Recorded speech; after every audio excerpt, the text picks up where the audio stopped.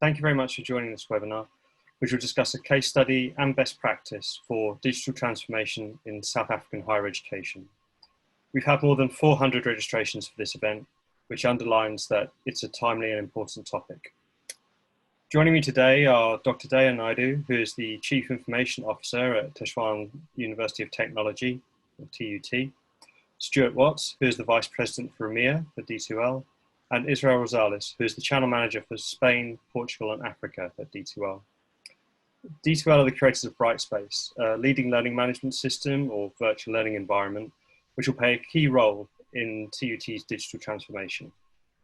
We'll aim to discuss the points on today's agenda in about 50 minutes and leave time for a Q&A with the audience before we wrap up. If you do have a question, please post it in the chat window and a colleague of mine will forward it on to me before the end. So, hi everyone, thank you very much for joining us. Good afternoon. I think we'd like to dive right into the first point of the agenda, which was to discuss how South African universities can increase access through blended and digital learning. Dr. Naidoo, I'd like to come to you first, just so you can perhaps talk about how you're approaching this at TUT. Thank you, Alistair. A little bit of context, TUT is a multi-campus institution that is spread across 5 provinces in the country. And we have about 64,000 students. So it's a very large, dispersed university. And also we have a blend of urban-rural mix in terms of our student profile. So reaching out to students in terms of our digital offerings becomes critical because it enables us to have a wider footprint in terms of reaching students and using technology to access them. Having said that, we do have infrastructure related issues in terms of where the country is. So network coverage, power supplies, the socioeconomic conditions in which students live, all of these mitigate against that. So what we are trying to do within the institution is to partner with Brightspace, for example, and D2L to start looking at ways in which students, when they are on campus, can access the digital content or their learning and access the materials that are prepared for them. And we really want to start moving beyond content and learning materials and start focusing on learning experiences. And that's one of the focus areas that we want to move through in our blended and digital learning strategy. And as part of the broader strategy, are you preparing blended and digital learning so that it complements the plans you may have for campus reopenings? I mean, a lot of it is still to be confirmed, obviously, but people are talking about staggered intakes throughout the next academic year, extra security measures, extra distancing measures on campus. I mean, does it become easier to reach your cohort through this kind of approach without overburdening perhaps campus staff and the physical space of the university? Absolutely, and therein lies therein lies an immediate solution to managing the COVID pandemic.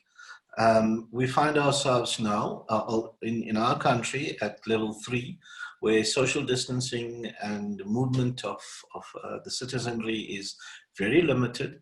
We can only bring in 33% of our students on campus under the current regulations. So what happens then? How do you reach 100% of the students if only 33% of them are allowed to come onto a physical campus? And how does this place us in terms of preparing those students to ensure that they're able to access their learning experiences?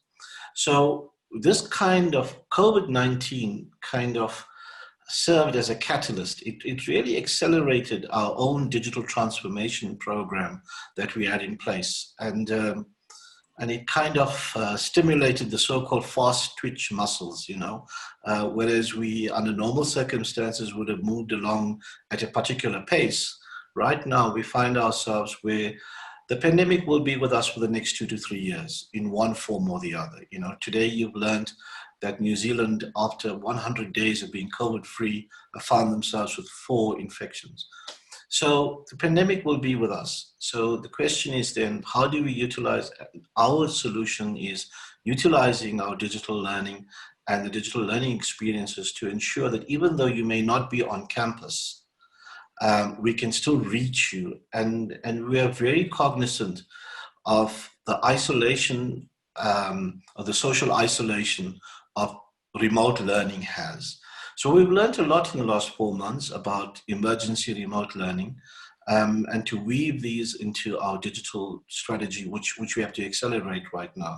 So we are hoping that by 2020, students, we will move towards a better model of blended learning, so that whether a student is on campus or off campus, the learning experience remains more or less the same. When they do come in, then it allows us for using models such as a flipped classrooms so that they can engage with the academic staff. So this requires a lot of a change in mindset. You know, the technology supports and scaffolds the learning. It is not an end in itself. As what we have also done within the university in the last 3 years, it was rather fortuitous that we started offering a program for all our academic staff, a 60 credit program where digital learning is one of those components. So we were lucky in that sense that our staff are also moving towards new methodologies and pedagogies in teaching and learning.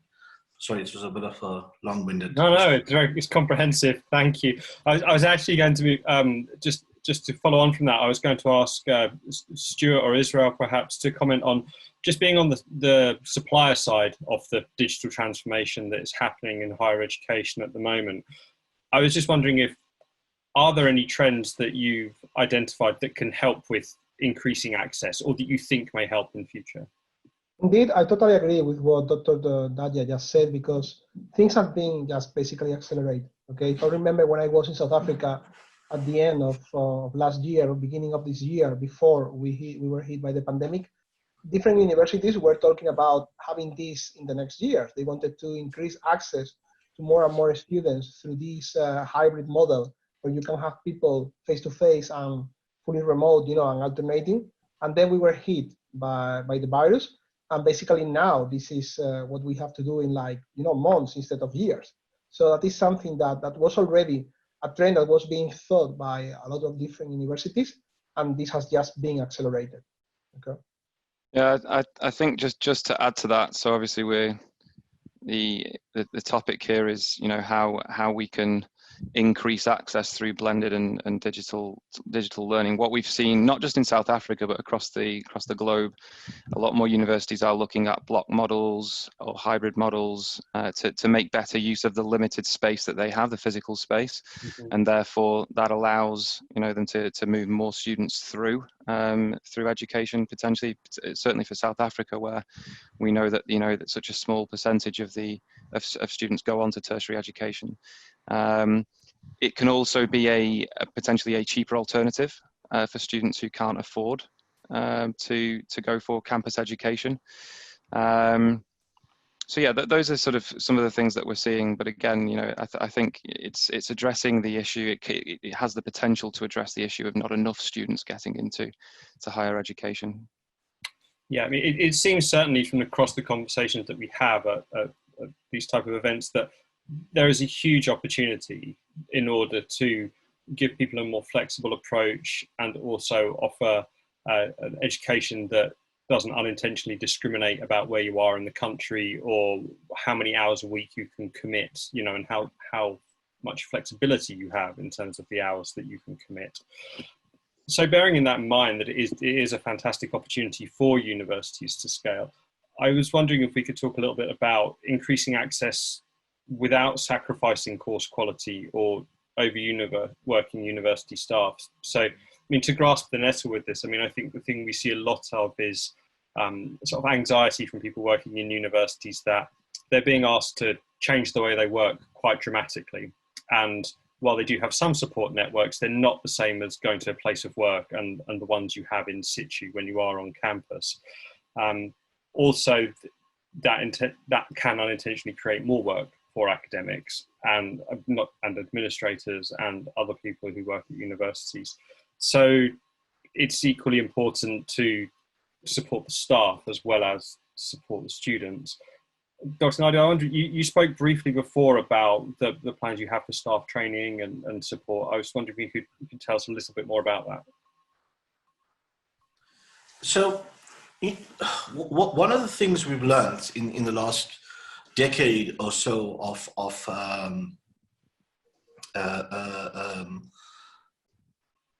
of trying to bring educational technology into the classroom is that the focus has been on the technology. And the technology becomes on the foreground. And what it does is that it turns people away. Now, your academics are great in their respective disciplines. And we do not want to make them into technologists or instructional designers and so on. What we do want is to take them through a scaffolding process whereby they are able to get their content or their learning content differently to their students. So we do not want to burden our academic staff additionally on the technology side. And that's what we like about this process, is that the technology resides on the back end. And what we have is a bright space or a white space where learning experiences can be designed using a simple step-by-step approach. Now, we ran an introduction to our new LMS, our new system, a couple of weeks ago, and I'm sure you would have seen there that there was a great deal of interest in the user experience. And that has also been one of our goals within the institution and in my environment. Our focus has been on the user experience. And in this context, the user experience is both the academic staff and the students. And so what we also need to start looking at is, once we design, we must also look at the country's infrastructure, such as the bandwidth, such as network accessibility, and what we are calling the psychosocial environment in which a student finds himself or herself. So having those elements in place, we have to take our students along and we have to take our academics along. And this is what we want to start doing, is to start moving the technology into the back room, a greater focus on interoperability, and moving towards more student-centered adaptive learning systems. And that's the key right here. So in a way, what we're trying to do is to say to the academic staff, we are bringing to you a technology that's going to create value for you. The technology is not an end in itself. It's about creating value for you and your engagement with your student. And we're saying to the student, we have a technology that's going to be made available to you both in a live and in an offline setting. So those, in response to your question, that's basically where we are going. Okay. Stewart and Israel, sorry, Stewart, do you want to jump in? I was just going to ask from a supplier side, in terms of looking through that lens of, this is very much a tool that is given to educators so that they can do their job as easily as possible. How does D2L support that? Yeah, first of all, I agree with everything Dr. Dhaya just said there, and I can also see comments from Mark Schofield at Edge University there, and I totally agree that design is absolutely key to this. I do think we need to look at both the academic and the student side when answering this question. So, you know, there's going to have to be a big effort from all universities to upskill academics to deliver this type of education without sacrificing the quality. It's a completely different beast. And, you know, we saw a real, universities did a really good job of moving to web-enabled learning, so to synchronous tools like Zoom and Teams. But actually, you know, if you look at what good online or blended learning looks like, there's actually a lot more asynchronous stuff in there, and the design is, you know, it has to be much more thoughtful in terms of the design. So the first piece is obviously upskilling the academics and designing the courses effectively. From a student perspective, I think, you know, technology has a big part to play in this. So first of all, collaboration tools to foster a sense of community that you get in on-campus education that might be harder to achieve in a blended or fully online mode of learning. And to support, you know, the sorts of effective pedagogies that we're seeing throughout the globe now. So active blended learning, problem-based learning, where I think Dr. Dhaya talks about student-centered learning, right? Where the academic is no longer at the front of a class giving a lecture, but actually they're a facilitator on the outside of the circle and students are solving problems. So technology has a big part to play there in terms of the collaboration tools. So Teams is a good example of something that a lot of universities are starting to use heavily. There's also the question of personalization. I think, you know, we know, I think there's another comment there about retention being an issue in South Africa. We totally get that, and we feel that technology has a big part to play in providing a similar sort of personalization that students would get in a face-to-face environment. And the key here behind personalization is being able to do that at scale. It's not about an academic spending hours a day writing individual emails to individual students. It's about, you know, how can AI play a role in this? How can we personalize at scale without really, you know, making the academic have so much work and administrative burden there. And then I suppose the final thing here is from an analytics perspective, you know, technology has a big part to play here. You know, where we are now in the middle of this pandemic, the VLE, or as it's called in the UK, or the LMS, is now the learning environment, and actually analytics are your window into engagement, into student engagement. So, you know, in terms of knowing whether you are sacrificing the quality and what you need to change and what you need to improve, a data strategy is now more important than ever, whereas previously analytics were a bit of a nice to have, I would say. Mm.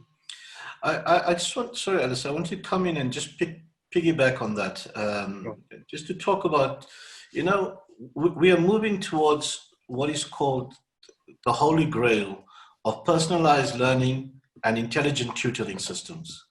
And you can't get to personalized learning if you don't have an intelligent tutoring system in place. And this goes back to the research that Bloom and his associates did in the 1980s, where they showed that with an intelligent tutoring system, students in a control group, students who received intelligent tutoring or were tutored individually, performed 2 standard deviations better than students who just got an ordinary class lecture. So it means that these students performed 98% better than a traditional class.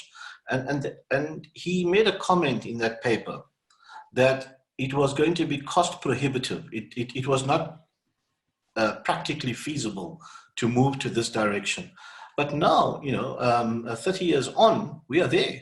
And that's the role that technology can start moving towards, becoming that intelligent tutoring system. Yeah. And if we start weaving in the analytics that Stewart just mentioned now, real-time analytics on how many students, when a student logs in, how long does a student remain engaged with content? When does he or she log off? So we can, with due regard to protection of personal information, but we can start forming a sense of how a student is performing, and we can distinguish between, you know, people talk about retention rates, but we can make a distinction between persistence rates and retention rates. The difference in the literature is quite simple. Persistence rates is, what does a student do to remain enrolled in a course? What are the motivating factors? Retention rates is, what are the things the university does to make sure that the student is enrolled in the program? So it's a symbiotic relationship, and the university, it's incumbent on us to ensure that we have a due cognizance of those persistent rate factors that impact on whether a student remains enrolled or engaged in the course. So this is where what we are looking at in the next 3 to 5 years. If we can move rapidly towards that, then you're learning, whether it's synchronous or asynchronous or a combination of both, whether you're on campus or off campus, then this becomes personalized to your learning style. Thanks. Yeah, and I think that is something that we are still missing in a lot of of the education we have out there, and it's that traditionally we are still thinking in the face-to-face, and then the learning management system just were there as a tool to support this kind of. But we have to change our point of view and think that when you have a system like that, you can do things that you couldn't do in the past. As you were mentioning, you can have personal learning paths. So you can really, if you have just a face-to-face class, everyone is going through the same experience. But if you have a system at the same time that you're having your face-to-face experience, then you can start moving them to different items, different content, different experience that can make the learning experience a personalized one. That is something that is where I think that most institutions still has a long road to walk yet. I totally agree with that. Yeah. Dr. Naidoo, there was an element of South African HE policy that I wanted to flag, which is the South Africa student cap. Mm-hmm. And I just wanted to ask, how much of an influence do you think that will have do you think it will perhaps make it easier or make it harder to improve access with student caps in place as they are? Yeah, so all South African higher education institutions enter into a contract with the Department of Higher Education and Training on what is known as our student enrollment plan. So for 6 years, we give an indication of the number of students we intend enrolling in the various programs, in the various fields of study, and this then becomes a kind of a planning tool for the department to fund us. So in a way, our enrollment it's not so much capped, but we have a sense of what the enrollment is based on what can be funded by the state. So that's the first issue. Now we have access. We are seeing, although some people may qualify this, but we're seeing improved performance in our basic education. In other words, grade 12, increasing number of students getting university passes. So there's going to be additional pressure on the system. So access for us is broadening. We're already on the wave of massification, but we are not seeing a concomitant success rates. So access is one thing. Bringing students into and transitioning them into higher education is one thing, but transitioning them through and out of higher education into the world of work, that is where the problem lies. So that is one of the key drivers that we were spending a lot of time thinking about. How do we enable students to transition through our university so that they get the maximum and the best possible learning experiences that prepares them for the world of work? So for us, the focus is, yes, access is important, but the real focus for us is what do we do on ensuring greater success rates, greater pass rates, and greater graduation rates. And this is where a lot of institutions, not just in our country, but globally, are struggling with, ensuring that, that completion, well, it's called completion rates in other countries, whether a student is able to complete the qualification for which they entered into within the minimum time possible. So for us, it's not just an economic driver, but it is a social driver as well, because, as you are well aware, we are a deeply unequal country. And for us, and many students enter into higher education with a view that this will be their passport, so to speak, to bridge those gaps of inequality. So that's what we're trying to do here, is to spend a lot of time focusing on success. And this is why this particular platform that we've chosen and the ways in which we want to use it in a blended way, that the student doesn't have a singular learning experience just in the classroom. I think just to pick up on your point that the retention and attainment, these are global challenges, but obviously you're particularly aware of them in South Africa. Where do international students fit into that part of the equation in South African higher education? Because one of the overriding takeaways from this period of disruption is that the hubs for higher education may be reset slightly. You're not going to have 2 or 3 HE superpowers anymore who are going to scoop up a disproportionate amount of international students, partly because they physically can't because of the travel restrictions, and also because now this is a great opportunity for other other higher education hubs like South Africa to strengthen their offering and perhaps attract more of a global audience, create a more international student base, and perhaps maybe that has a knock-on effect of improving participation and retention. I don't know. For us at our institution, for example, we have a large number of international students.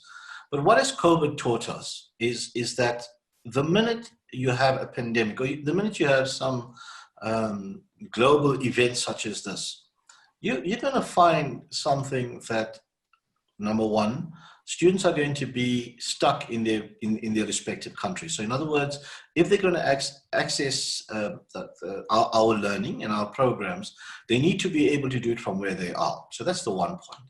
The second point is that we have a lot of students that are enrolled here on a full-time basis, and they want to have the learning experience on campus. So that for me is a very critical for us, not for me, for us. How do we manage this on-site learning as well as promote the blended and learning?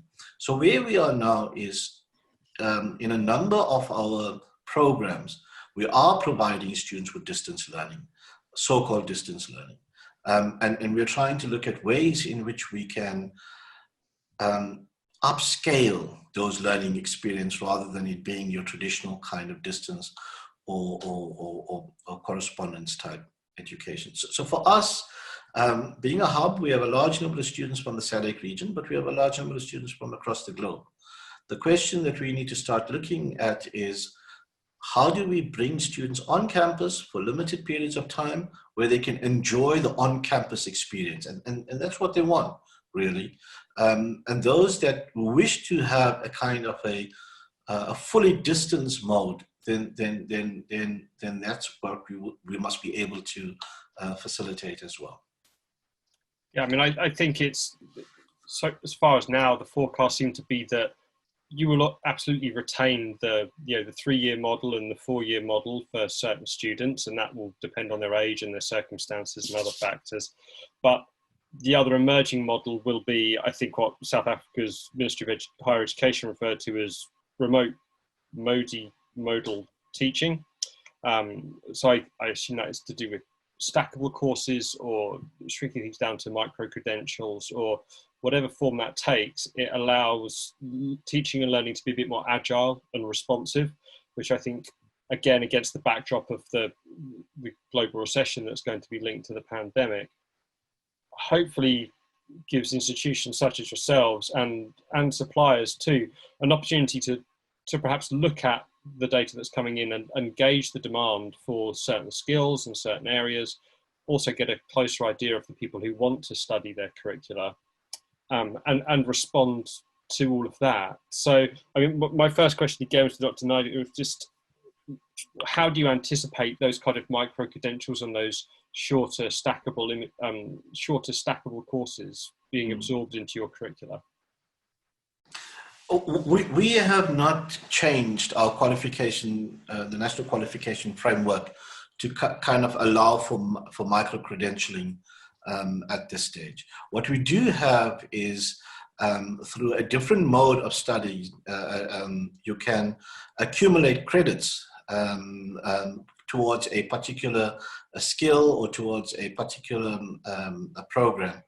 But the stackable qualification is something that we really need to start looking at in terms of how, and in redesigning our curricula so that they become more just-in-time focused.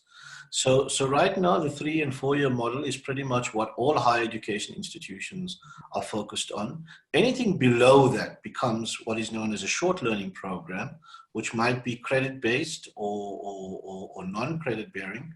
And therein lies a problem as well, because how does industry or commerce react to a course that is, is not a whole qualification, but a qualification that has got some credit.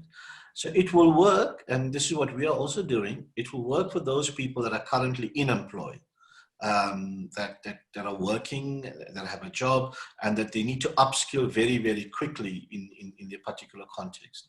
But for first-time entering students, the 3 and 4 year model is still pretty much in place.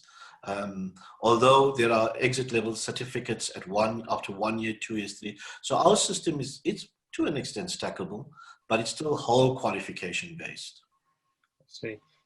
Stewart and Israel, I'd like to bring you in just to talk about how, for platforms such as Brightspace, one of the key appeals seems to be the speed at which it can perhaps close the gap between university qualifications and employers and the job market, and that the framework, as I understand it, obviously it's a fantastic tool for higher education institutions, but it is also something that employers themselves could utilize in theory, because the mode of education or the way of learning online is something that could be just as useful to an employer as it could be to a university. And with that in mind, perhaps it breeds closer collaboration between the two. Yeah, Israel, do you want me to comment on that first? You can go ahead. Yeah. So I mean, look, it's a big focus for D2L. We, as you rightly say, we work across K-12, higher education, and corporate, and our goal is to really bring these different markets together, for want of a better phrase. We do understand that a lot of students globally are coming out of university and they're not equipped with the sorts of skills that industry are asking for. So I've seen the chat, people referring to digital skills, critical thinking skills, the soft skills that AI can't replace, essentially. And we, again, right, without talking specifically about Brightspace, which I don't really want to do, I think technology has a big part to play in helping bridge that gap, and a lot of that is down to the collaboration tools that are available. There are there are tools out there, for example, that are lots of video assessment, if we're talking about online learning, where students can record themselves and they can have auto analysis, which tells them how many times they said and what are their crutches and things like that, to address the soft skills that we're hoping that they come out of university with. Greater use of digital platforms is going to enhance the digital skills side of things, and the types of pedagogy that we've mentioned today around problem-based learning and active blended learning. That's going to encourage the critical thinking skills that we know that employers are after as well. So that's some of the ways I think technology can play a part there. I also think, back to this what we were just talking about there, we've seen the concept of, you were talking about stackable and shorter courses, micro-credentialing. Technology can absolutely support that type of thing as well, and we're seeing that with a lot of universities that are looking to do what Dr. Dhaya referred to there, where students are allowed to take modules from different departments across the university to learn different skills. They can self-enroll in short courses and gain micro-credentials, and take those micro-credentials to their employers when they're applying for jobs. So that sort of thing is absolutely key for technology to support. And I think the final piece is, the phrase competency-based education is something that we've heard more of in North America than we have over this side of the Atlantic so far, but I think it's becoming more prevalent. We're having more conversations about it, because the whole principle behind that type of learning is, first of all, it's a mastery-based model, but it's all about, if a student has gained experience, and the traditional student now in many parts of the world isn't an 18-year-old coming out of college or whatever. If they're coming to tertiary education with experience, why not give them credit for that experience and allow them to move through the course quicker than they might have to if they were just to study a traditional 3-year or 4-year degree course. So those are some of my thoughts on that. I totally agree on that, and indeed, the way that we have seen and the trend that we are seeing is, what Stewart was mentioning, competency-based education. And in that case, but you can do that without technology, but the way that technology is going to help you to automate a lot of the points that you have there. And really the way that that can help a student, across, different courses, etc., is by really seeing what is the road he has ahead, he or she has ahead. So he can really see, oh, this course is going to give me these competencies. This other course is going to give me these other competencies. And then at the end, after 5, 6 small courses, probably he has the competencies and the credit to just finish for a traditional, degree or whatever. So that is also a very important point, and is that the students, as Stuart was mentioning, the traditional student is not anymore the traditional one. We understood years ago. It's not just a person after high school going to university. We have more and more people going back to university from after working for some time and just really looking to fill some gaps. And a 3, 4, 5 years degree maybe is too much for them in that case. But I think the final point on that is the key word here is flexibility. From a technology perspective, we need the flexibility to support these different types of teaching and learning and pedagogy. And it's the pedagogy that has to come first. The technology needs to be built to support that, not the other way around. So I just want to pick on the issue of the pedagogy, and I'm glad that that point was raised now. Very often the focus has been on the technology rather than on the pedagogy. But let's look at where we find ourselves now with the internet. What has the internet done? It has democratized knowledge. That's what it has done. So if anybody wishes to know anything, you just simply Google it. You do not need to go back and do the research and so on. So it's at your fingertips. But the problem arises in this era of fake news and alternative facts.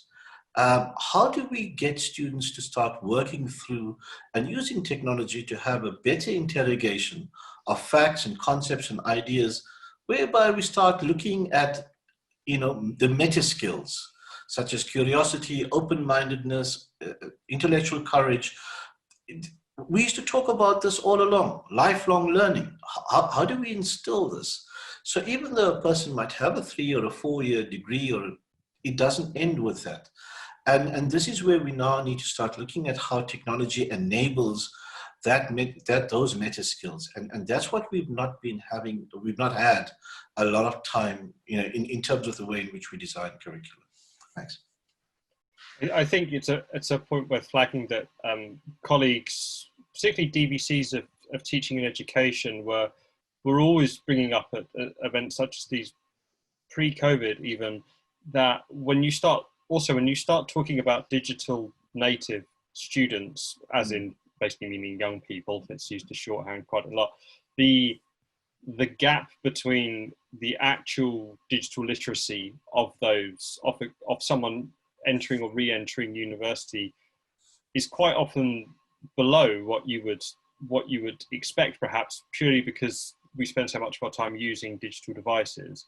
And I wonder if you think the kind of soft skills that you're talking about building up, like improving people's critical thinking, improving their navigating, through fake news and being able to spot it. The fake news one is interesting in particular, I think, because that is something that perhaps goes hand in hand with improving digital literacy alongside improving somebody's critical faculty. You see, this is one of the things.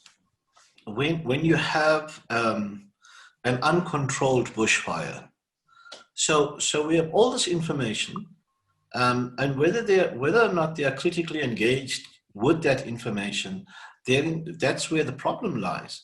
So what we've been doing here is we recognized this 2 or 3 years ago, and we now have an information literacy training program for all our students. So this is to start moving towards, number one, addressing the digital divide. And it's not just in terms of age that the digital divide exists. We have students that come to us where, after 12, 13 years of formal schooling, they are seeing a computer for the first time.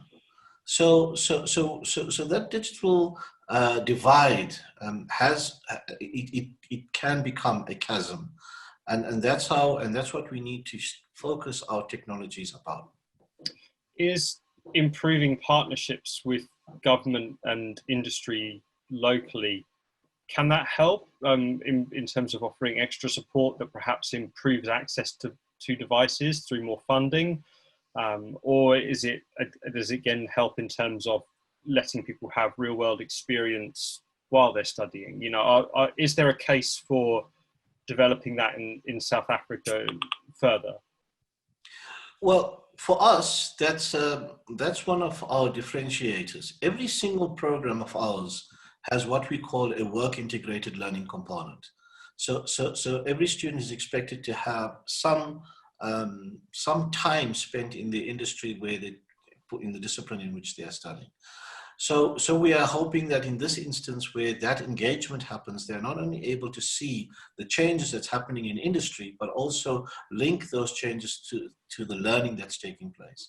So the partnership with industry is very important with us. Just today, we received 300 tablets from a large pharmaceutical company whose the goal is to partner with our School of Pharmacy, both in terms of experiential learning as well as workplace placements.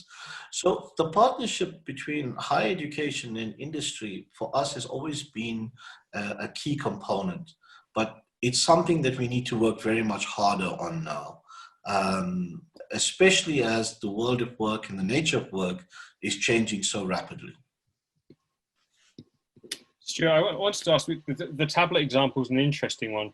I mean, given that you have experience working in the corporate space and also with HE institutions, were you in a situation where you had a corporate sponsor or supplier and a higher education institution come to a VLE or an LMS and say, look, this is going to be the floor standard for our students. They're all going to have a tablet that does this. We need to build a course that can do X, Y, and Z. Does that offer you an additional opportunity to build something or help build something bespoke with that framework? I'm not sure I fully understand what the question is, Alistair, but do you want to? Sure. I mean, if you know that one of the things we've had sort of throughout in the questions is particularly for, say, South Africa, access to devices can be very difficult. Yeah. So from a VLE point of view, when you are building courses, building curricula, or giving people the tools so that they can do that, does having a floor standard such as a tablet for every student, does that make life easier? Well, obviously it improves access overnight, but does it help you take an even more targeted approach with LMS? Look, I mean, I can speak from D2L's perspective. Everything we design, we take a mobile first approach to everything we design. We understand that more learning takes place on smartphones now than it ever did before, as an example. Tablets is another one, and we feel that the experience needs to be as good on all those devices, not just on a PC or a laptop. So we're mobile first. We're fully responsive, which means that you have this, we're device agnostic, as it were. And we understand as well that certainly in South Africa, not everybody has an up-to-date device, right? They might have older technologies. As long as you have a browser, you can access you can access our technology and have the same experience on that. So coupled with that, we're also working on making sure that we have features that allow offline access as well. So for those who don't have the same access to data, for example, they can still take their learning content, access that learning content offline, work on that, and then when they're back online, they can submit any work that they've done. So there's an online offline piece. There's certainly a mobile first design piece there, and then obviously we're aware that there's work being done to zero rate educational resources and educational sites in South Africa in particular, and we're working closely with our customers to make sure that any Brightspace sites are zero rated as well. Okay, great. All right, thanks for clarifying. Dr. Naidoo, I just wanted to touch on, related to that work and those kind of partnerships, how important is your civic engagement brief at TUT? Because as a global issue for higher education, it seems to be that globally universities are being asked to do more and more to engage with their local communities for a number of reasons, obviously as employers, but also to improve access. there are myriad benefits for universities forming strong links with their local communities, obviously. I was just wondering a little bit about your approach and whether there are any new opportunities that come from the digital transformation at TUT. So the first kind of response to that is in our motto. We empower we empower people, and we consider ourselves the people's university, and that's becoming a critical sign of where we want to go as an institution. So we're deeply cognizant of our student profile, where they come from, and where they need to go. Our student enrollment and our communities that we engage with, we have focused largely in our most recent strategic plan on looking at the 17 SDGs, the 63 AU goals, and our own institutions, our own country's national development plan.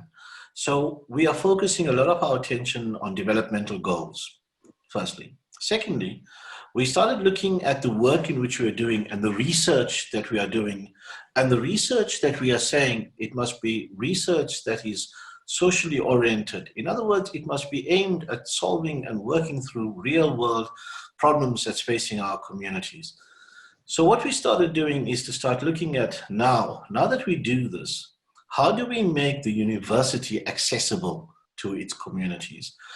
How do we start taking down the walls and the barriers between the university and its communities in which it finds itself? We've been reasonably successful with this in the last few years, but this has to become one of our key issues going forward.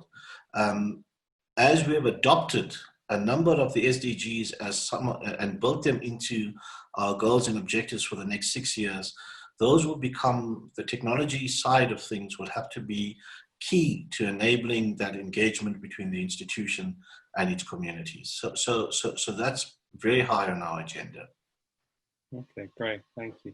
And just to broaden it out slightly, I mean, just to take an even wider look at, we spoke briefly about international students coming into South Africa at the beginning of the discussion.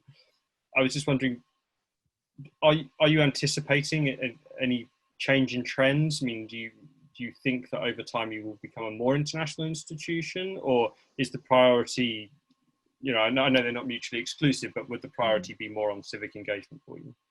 We have also looked at our footprint across the continent. And we say that although we are an institution located way down in the south of the continent, we owe the continent to work within our neighbors especially. So we do play a very active role in the SADC region. And that's where we draw a fair number of our international students from. So we do see ourselves playing a bigger role in partnership with other institutions in sub-Saharan Africa, and that's where we are starting to look, expand our collaboration, especially in the global south. And we are part of the BRICS nations, so our partnerships through government is being enabled through that as well. So we have a very interesting program, for example, in partnership between our university, the university in Mozambique, and Trento in Italy, on developmental economics. So the partnerships we are looking for is the way in which we work with our partners in the developing world, because the nature of our problems are a lot similar, and the solution lies within ourselves. Oh, excellent. I think another point we don't have time to discuss today is just the opportunities for sharing research data and other things where, Africa is uniquely based in the world to offer so much to the global HE community, and hopefully a digital transformation will expedite that and strengthen its standing among its international peers. We're almost at 50 minutes and we've got questions piling up, so I will try and get through as many as I can. Apologies if I mispronounce anyone's name. I'll start at the top and see how far we get. So our first question is from Kuswintesa Peter Sviswomo, who says that learning is fundamentally experiential and fundamentally social. How do we achieve these trajectories of participation in an online environment? I think we spoke about that very briefly, of sort of maintaining the social aspect while people are learning online. I was just wondering if anyone had any thoughts about, best practice for that. Yeah, I mean, I can start, and maybe Dr. Dhaya can chip in with ideas from TUT's perspective. And this is a common question, one that we're hearing from all of our customers at the moment. And the answer to that is collaboration tools more than anything, and about sort of maybe non-course based learning spaces as well. So setting up spaces where students can socialize and learn with students, not just the students that are in the same cohorts as them, but actually across the university. But I think from an LMS perspective, and I'll just add to that, so societies and clubs and all of those things that you get within a university, setting up virtual spaces within technology to allow the collaboration within those sorts of societies is absolutely key to that as well. But then, all the sort of tools that can allow collaboration between, tutor and student as well. So synchronous has a part to play here. The tools like Teams and Zoom and all the other virtual classroom tools that you can use in these sorts of technologies do allow for regular check-ins face-to-face between tutor and groups of students, or tutor and, one-to-one tutor-student groups as well. Making use of things like e-portfolio tools where you can open that up to people external to the university, people within the university, and you can collaborate within that sort of environment as well. So I think collaboration tools are key. Synchronous tools have a part to play here as well. And certainly we're starting to look at how we can enable spaces for not just course-based cohorts, but actually societies and wider. I just want to come in here very quickly on this one. Before COVID, and when everybody was still socializing with one another, have you noticed, or did you notice, that in a large group of people, what percentage of people had their heads bowed down over their device or their mobile phone, as opposed to looking around themselves and engaging with the people in their company? So it's not called social media for nothing, I think if we design for interaction, and we design for collaboration, then it becomes using current trends, using the way in which we engage with one another. So what the point I'm getting at here is this: it can become very lonely in a formal kind of setting.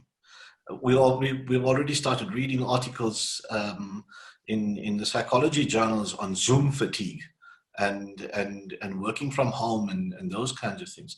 So obviously it's going to have an impact on our students, and we need to draw in the emerging research on this kind of digital fatigue. But having said that, you will still notice that our digital natives, to use a term that was earlier on, are engaging with their devices. It's not just with their devices. If they are looking at their devices, it means that they are engaging with either content or they are engaging with somebody else. But the engagement is there. So I think we need to start looking at how we can use the tools that are at our disposal and work through them. Yeah. Great, thank you. It's a question from Walter Claassen, who asks, can you provide examples of how AI is currently used in learning management systems? Yeah, sure. So, Israel, do you want to take that? I was going to cover that. Yeah, but go for it. Go for it. Yeah. Well, there are different ways. As we were talking before, if we want to add that component to a traditional face-to-face experience, where we have those personal, aspects of the learning experience, we need to automate things, because otherwise we cannot have teachers writing emails and just going through things every night. Okay, that is not the objective. So ways that we can have AI working behind that is, first, for example, automatic feedback. Okay, so if we can have that the teacher can define specific points where he wants to give feedback to the students, he doesn't have to go there and do it again and again.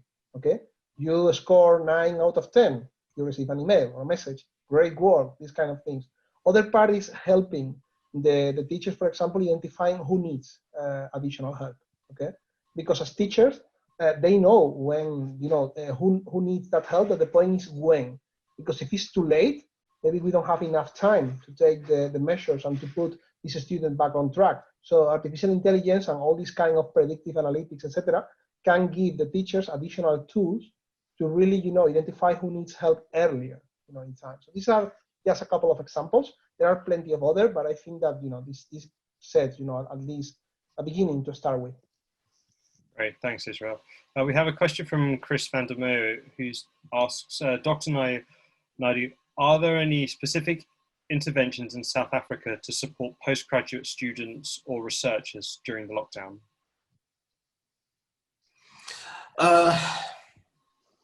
Okay, so that will differ from institution to institution. Mm-hmm. But in the main, our postgraduate students and our researchers have also found themselves to be at the mercy of the COVID-19 lockdowns and the various stages that we found themselves in. At our institution, we have tried satisfactorily to look at those experiments that were still ongoing, that could not be stopped, and some postgrad work continued, but not as much as we would have liked. And the research, I think we're going to see it in 2 years' time. When we get the research publication outputs, we may find, especially laboratory-based research, to be not as high as it, or the trend might trend downwards, as opposed to keeping or upwards or continuing in a particular trend. So the answer to that question is that yes, at some institutions there have been postgrad and research continuing. At our institutions, to a limited extent, largely because of what we find ourselves in terms of policy regarding number of people on campus, when they can access campuses, and so on. So in a way, COVID really has created a speed wobble, not just for undergraduate studies, but for postgrad and research as well. Okay, yeah, I think it's a global issue. Okay, so last question I think we've got time for. It's probably not one we're going to be able to answer comprehensively in 4 minutes, but we'll try. Anonymous asks, what do you think the impact will be for assessment, e.g. exams, on digital transformation's impact?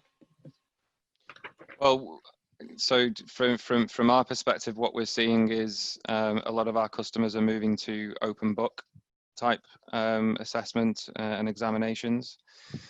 That's certainly been the main change that we've seen. There's also an uplift in the number of universities, customers and prospective customers alike, that are asking about the sort of functionalities that our technology provides in terms of online assessment, or whether there are specific examination platforms that we integrate with to cater for that type of thing. So those have certainly been the two sort of assessment related themes that we've seen. I don't know whether Dr. Dhaya has got some thoughts on that. This has been a concern for us, and I'm sure for just about every university. How do you do online assessment? How do you ensure the authenticity, reliability, and validity of that assessment? What weight can you put on whether or not it's a true measure of what you are assessing? So, of course, there are a number of proctored solutions, and there's some technologies that are available that can provide that kind of information, similar to what Turnitin does on for plagiarism.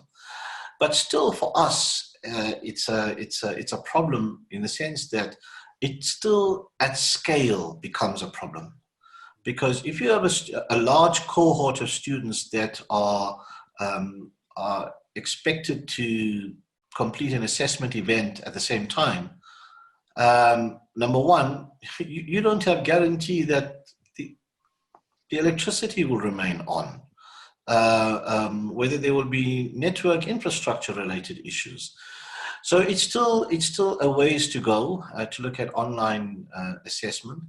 Smaller classes, other ways in which we can start looking at that, and a combination perhaps of online, in-person especially on the reliability and the validity side of the assessment. It's still a lot of work that we need to start applying our minds to that. Yeah, I mean, I think it's there's definitely a case to be made, perhaps for increasing program level assessment and project-based learning, but that doesn't necessarily help with certain scenarios. Someone in the comments has flagged, you know, public bodies exams and professional exams will not be conducted in that way. It's difficult to see how they would be. We're almost at time, so before we run out of time, I just want to thank everybody for joining us today, and also thank my panelists for their contribution. It's been a very interesting hour's discussion. Hope you've all enjoyed it as much as I do. The recording will be made available on demand. It will be on the THE and D2L hub, and also you'll be contacted with a link for it in due course if you've registered for this webinar. So thank you to all the participants, and thank you to everyone joining us today.